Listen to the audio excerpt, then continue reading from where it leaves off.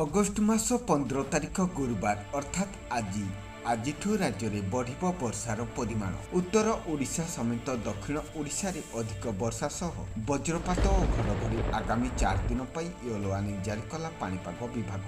ଆଜି ରାଜ୍ୟର 22 ଜିଲ୍ଲାରେ ପ୍ରବଳ ବର୍ଷା ସହ ଘଡ଼ଘଡ଼ି ବଜ୍ରପାତ ହେବା ନେଇ ୟେଲୋ ୱାର୍ଣ୍ଣିଂ ଜାରି କରିଛି ପାଣିପାଗ ବିଭାଗ। ତେବେ ପାଣିପାଗର କ'ଣ ରହିଛି ସୂଚନା, ଆସନ୍ତୁ ନଜର ପକାଇବା ରାଜ୍ୟର କେଉଁ 22 ଜିଲ୍ଲାରେ ଘଡ଼ଘଡ଼ି ବଜ୍ରପାତ ସହ ପ୍ରବଳ ବର୍ଷା ସମ୍ଭାବନାକୁ ନେଇ ସତର୍କ ସୂଚନା ଜାରି କରିଛି ପାଣିପାଗ ବିଭାଗ। ତେବେ ସମ୍ପୂର୍ଣ୍ଣ ଖବରଟି ଜାଣିବା ପାଇଁ ଭିଡ଼ିଓଟିକୁ ଶେଷ ପର୍ଯ୍ୟନ୍ତ ନିଶ୍ଚିତ ଭାବେ ଦେଖନ୍ତୁ।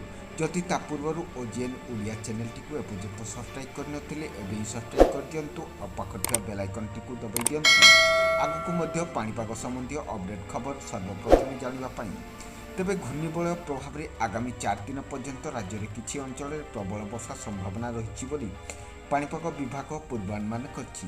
ତେବେ ଦକ୍ଷିଣ ପୂର୍ବ ଓ ଉତ୍ତର ପୂର୍ବ ବଙ୍ଗୋପସାଗର ଦକ୍ଷିଣ ପଶ୍ଚିମ ମୌସୁମୀ ବାୟୁ ଜନିତ ନିମ୍ନ ଚାପରେଖା ସକ୍ରିୟ ରହିଛି।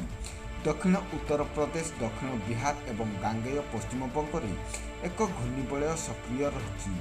ଅନ୍ୟପଟେ ଦକ୍ଷିଣ ବାଂଲାଦେଶରେ ଆଉ ଏକ ଘୂର୍ଣ୍ଣିବଳୟ ସକ୍ରିୟ ରହିଥିବାରୁ ବିଭିନ୍ନ ଅଞ୍ଚଳରେ ବର୍ଷା ହେବା ସମ୍ଭାବନା ରହିଛି ବୋଲି ଭୁବନେଶ୍ୱର ପାଣିପାଗ ବିଜ୍ଞାନ କେନ୍ଦ୍ର ନିର୍ଦ୍ଦେଶିକା ଡକ୍ଟର ମନୋରମା ମହାନ୍ତି କହିଛନ୍ତି। ତେବେ ସ୍ପଷ୍ଟ ଘୂର୍ଣ୍ଣିବଳୟ ଲଘୁଚାପ ରୂପ ନେବ କି ନାହିଁ ସେ ବିଷୟରେ ପାଣିପାଗ କେନ୍ଦ୍ର ପକ୍ଷରୁ ସ୍ପଷ୍ଟ କରାଯାଇ ନାହିଁ। ତେବେ ଆସନ୍ତା 24 ଘଣ୍ଟା ପାଇଁ ଘଡ଼ଘଡ଼ି ବଜ୍ରପାତ ସହ ପ୍ରବଳ ବର୍ଷା ହେବାକୁ ଥିବାରୁ ବଜ୍ରପାତ ସମୟରେ କୌଣସି ସ୍ଥାନକୁ ଯାଆନ୍ତୁ ନାହିଁ ଏବଂ ଗଛ ତଳରେ ଆଶ୍ରୟ ନିଅନ୍ତୁ ନାହିଁ। ତେବେ ଆଜି ଅଗଷ୍ଟ 15 ତାରିଖ ସ୍ୱାଧୀନତା ଦିବସରେ 22 ଜିଲ୍ଲାରେ ପ୍ରବଳ ବର୍ଷା ଓ ବଜ୍ରପାତ ସହ ଘଡ଼ଘଡ଼ି ହେବାକୁ ଥିବା ଜିଲ୍ଲାଗୁଡ଼ିକ ୟେଲୋ ୱାର୍ଣ୍ଣିଂ ଜାରି କରିଛି ପାଣିପାଗ ବିଭାଗ। ଆଉ ସେହି ଜିଲ୍ଲାଗୁଡ଼ିକ ହେଲା ଭଦ୍ରକ, କେନ୍ଦ୍ରାପଡ଼ା, ଜଗତସିଂହପୁର, ପୁରୀ, କଟକ, ଯାଜପୁର, କେନ୍ଦୁଝର, ଢେଙ୍କାନାଳ, ଖୋର୍ଦ୍ଧା, ନୟାଗଡ଼, ଅନୁଗୁଳ, ଦେବଗଡ଼, ବୌଦ୍ଧ, ସମ୍ବଲପୁର, ଝାରସୁଗୁଡ଼ା, ବରଗଡ଼, ସୋନପୁର, କଳାହାଣ୍ଡି, ରାୟଗଡ଼, ଗଜପତି, କୋରାପୁଟ, ନବରଙ୍ଗପୁର।